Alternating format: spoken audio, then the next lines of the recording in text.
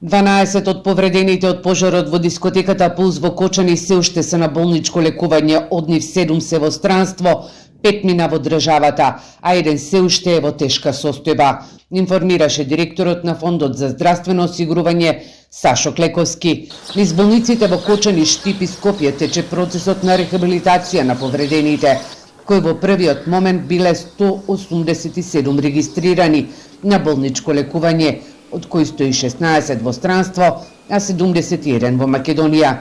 Дел од нив јавно говорат за проблемите и условите во болниците. Според Клековски, до медиумите пристигнуваат исклучително гласовите на незадоволните, а сетивки оние кои се задоволни од помошта на државните институции.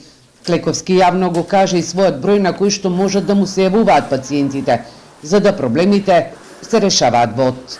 Сите незадоволства се обидуваме да ги таргетираме. Значи, заболедувањата имаме дневна комуникација со подрачните служби и ги решаваме во од. Значи, имаме одредено службеник кој ги води сите подрачни служби, не само Кочанската, и се решава вод. Сме во комуникација со надлежните, за мене належни се директорите на болниците. Сега морам да кажам, ние мора да имаме некоја хиерархија. Ја не можам да бидам Дон Кихот и да одам и да решавам поединечни случаи, пошто наша работа е да болниците функционираат како што.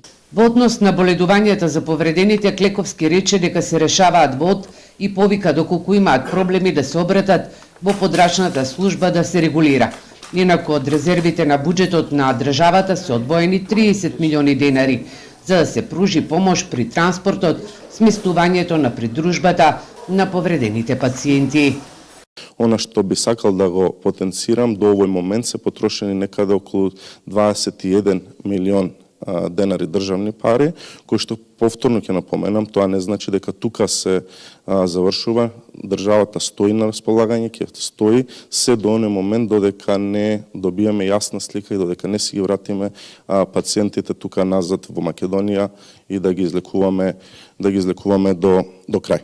Од последната сметка на Црвениот крст за помош на семејствата на 62 жртви и за повредените, досега се исплатени над 107 милиони денари. Остануваат уште над 49 милиони денари.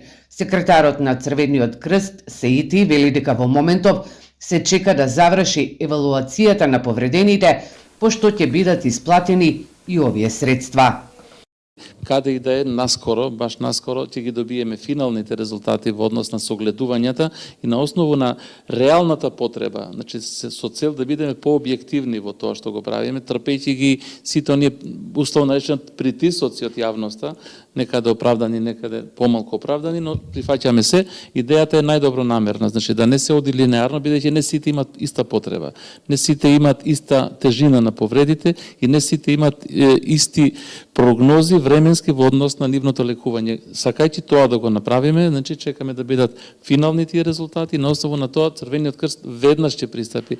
Никаква причина и потреба нема средствата да бидат кај него.